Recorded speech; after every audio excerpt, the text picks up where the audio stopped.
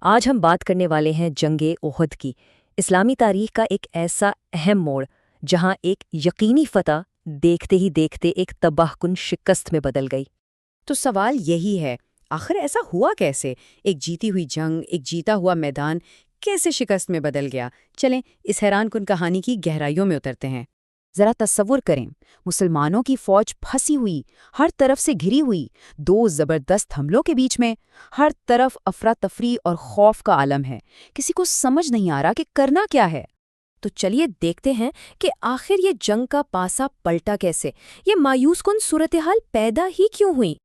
کیونکہ حیرت کی بات یہ ہے کہ اس افراتفری سے صرف چند لمحے پہلے مسلمان یہ جنگ جیت رہے تھے، ایک فیصلہ کن جیت حاصل کر رہے تھے، اور اسی بات نے اس واقعے کو اتنا عجیب اور پراسرار بنا دیا ہے۔ اس جنگ کو سمجھنے کے لیے ہمیں تھوڑا پیچھے جانا ہوگا، اس وقت میں جب انتقام کے ڈھول بج رہے تھے۔ جنگ بدر میں اپنے سرداروں کے مارے جانے کے بعد مکہ کے قریش بدلے کی آگ میں جل رہے تھے۔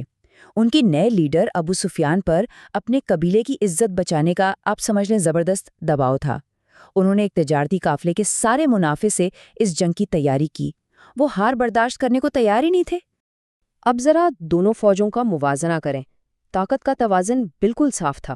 قریش کے پاس 3000 سپاہی تھے اور 200 گھڑ سوار، ان کے مقابلے میں مسلمانوں کے پاس تھے صرف 1000 لوگ، اور سب سے اہم بات، ان کے پاس ایک بھی گھڑ سوار نہیں تھا، اور یہ چیز کھلے میدان میں انہیں بہت کمزور بنا دیتی تھی۔ اور بات یہیں ختم نہیں ہوئی، یہ تعداد اور بھی کم ہو گئی جب عبداللہ بن ابی اپنے 300 ساتھیوں کے ساتھ میدان جنگ سے ہی پیچھے ہٹ گیا۔ اب مسلمانوں کی فوج کتنی رہ گئی؟ صرف 700۔ سوچئے، اس سے ان کی کمزور حیثیت کتنی زیادہ واضح ہو گئی ہوگی۔ تو قریش کی اس تعداد کی برتری اور خاص طور پر ان کے گھڑ سواروں کا مقابلہ کرنے کے لیے پیغمبر اسلام صلی اللہ علیہ وسلم نے ایک بہت ہی زبردست دفاعی منصوبہ بنایا۔ پلاننگ بہت سادہ لیکن انتہائی مؤثر تھی۔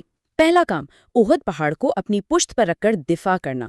اس طرح جنگ اپنی شرطوں پر لڑی جا سکتی تھی۔ لیکن اس پورے منصوبے کا جو سب سے اہم حصہ تھا وہ تھا 50 ماہر تیر اندازوں کو عینین نامی ایک چھوٹی سی پہاڑی پر تعینات کرنا۔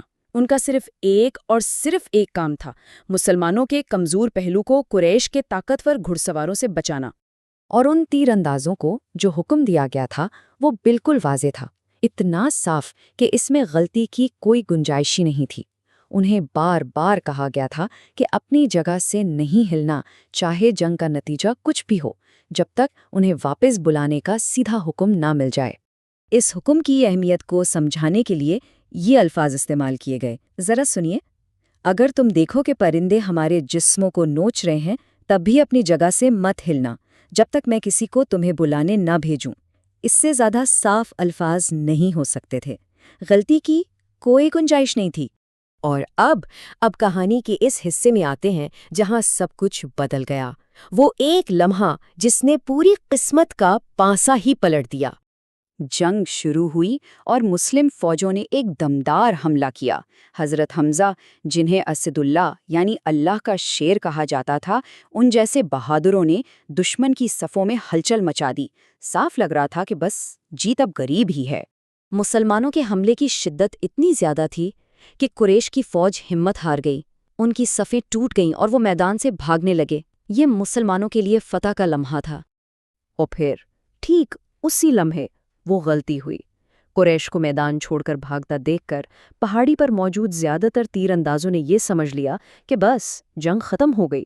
اپنے حکم کو بھول کر وہ مال غنیمت جمع کرنے کے لیے نیچے اتر آئے۔ ان کے کمانڈر عبداللہ بن جبیر انہیں روکتے رہے۔ انہوں نے چیخ کر انہیں پیغمبر کا حکم یاد دلایا، لیکن ان کی آواز انسنی کر دی گئی۔ صرف چند لوگ ہی ان کے ساتھ پہاڑی پر رکے۔ اور ٹھیک اسی لمحے قریش کے گھڑ سواروں کے کمانڈر خالد بن ولید، جو اس وقت تک مسلمان نہیں ہوئے تھے، ان کی تیز نظروں نے وہ دیکھ لیا جس کا انہیں انتظار تھا۔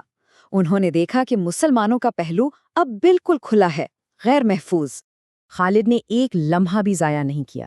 انہوں نے فوراً اپنے گھڑ سواروں کو پہاڑی کے گرد گھمایا اور پیچھے سے مسلم فوج پر حملہ کر دیا۔ اس ایک حملے نے سب کچھ بدل دیا۔ مسلمان اب دو دشمن فوجوں کے بیچ میں پھنس چکے تھے۔ میدان جنگ میں مکمل افراتفری پھیل گئی۔ جب یہ دھول بیٹھی اور افراتفری ختم ہوئی تو اس ایک غلطی کی قیمت سامنے آئی۔ نقصانات بہت سنگین تھے اور اس سے جو سبق سیکھے گئے وہ خون سے لکھے گئے تھے۔ اس ایک غلطی کے نتائج تباہ کن تھے۔ پیغمبر کے پیارے چچا حضرت حمزہ شہید ہو گئے۔ پھر ایک جھوٹی افواہ نے کہرام مچا دیا کہ پیغمبر بھی شہید ہو گئے ہیں۔ وہ خود بھی اس جنگ میں شدید زخمی ہوئے۔ پوری مسلم فوج منتشر ہو گئی اور حفاظت کے لیے پہاڑ کی طرف پیچھے ہٹنے پر مجبور ہو گئی۔ تو آخر میں احد کی پوری کہانی ایک بنیادی اصول پر آ کر رکتی ہے، اطاعت، یعنی حکم ماننا۔ یہ جنگ اس بات کی ایک زبردست یاد دہانی ہے کہ کیسے ایک صاف اور واضح حکم کی نافرمانی نے ایک یقینی فتح کو ایک خوفناک آزمائش میں بدل دیا۔ قرآن اس جنگ کو ایمان اور وفاداری کا ایک امتحان قرار دیتا ہے تاکہ سچے مومنوں کو منافقوں سے الگ کیا جا سکے۔ یہ ایک سخت سبق تھا اس بارے میں کہ نظم و ضبط اور لیڈرشپ کی اطاعت کتنی اہم ہے، لیکن یہ ہمیں ایک بڑے سوال پر بھی سوچنے پر مجبور کرتا ہے۔ جب فتح بالکل سامنے نظر آ رہی ہو تو لالچ پر قابو پا کر ڈسپلن کو ترجیح دینا آخر کتنا مشکل ہو سکتا ہے۔